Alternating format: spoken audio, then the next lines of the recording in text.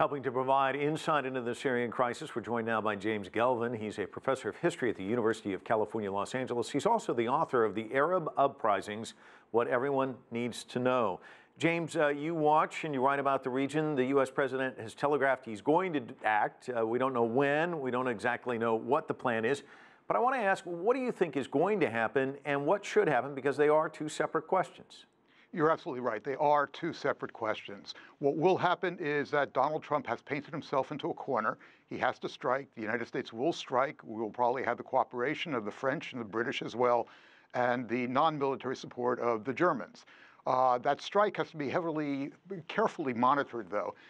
If it's too light, if it's a pinprick, it won't serve as a deterrent. Last time with the 59 missiles that were shot into a airport, that obviously did not deter Bashar al-Assad from using chemical weapons at least 3 times after that.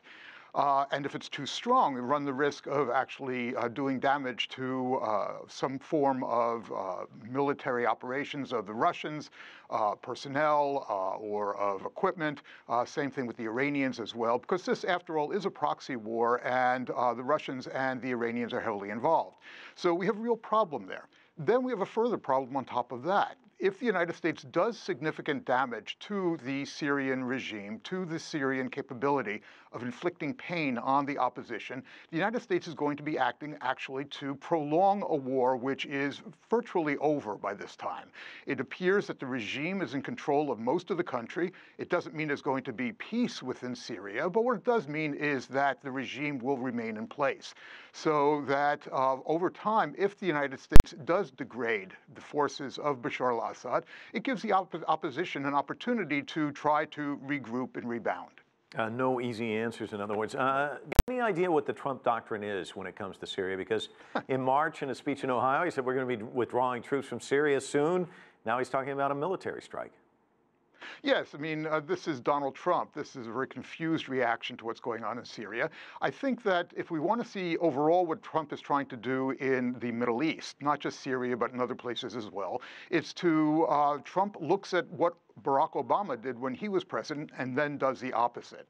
I mean, that sounds very smug, but it really seems to be the way that he makes decisions about what's going on in the Middle East. There obviously can be unintended consequences. You kind of alluded to that. We all remember in 2015, Turkey shot down a Russian jet. We thought, oh boy, here we go. You want a focused, targeted response, but there are so many players on the ground in Syria. Talk to us about the dangers. Well, there are so many players in Syria. That is a problem. I mean, for example, we're working with forces, Kurdish forces against ISIS, and those Kurdish forces are being opposed, for example, by the Turks and by members of the same militias that we had backed earlier on, who are working with the Turkish forces. We have all sorts of militias on the ground. Some of them are Iranian, some of them Hezbollah, some of them are supported by Iran from Afghanistan, from Iraq, from Pakistan. Then there are the Russian troops as well. Not only Russian troops, but Russian Air Force, Russian equipment, there. So you have this large entanglement of forces, and you have multiple wars taking place: the regime versus the opposition, the coalition versus ISIS, and all sorts of proxies that are fighting. For example, the opposition that is in Duma right now is mainly supported by Saudi Arabia. Now, these are people that I assume the United States does not want to see win a civil war in Syria anyway. And James, we don't have much time, like maybe 20 seconds, but earlier in the year you came out, kind of gave your assessment of the situation in Syria. You said it was kind of spiraling towards looking like Somalia by the end of all of this. Is that still pretty accurate? I mean, is it really that bleak? Yes, I think it really is. I mean, look at the toll. We don't really know how many people are dead, but there's far more in excess of 500,000 people who are dead right now. There is hundreds and hundreds of billions of dollars worth of damage. Probably will never get repaired again. Half the population, the pre-war population, is displaced. This is what Syria looks like today.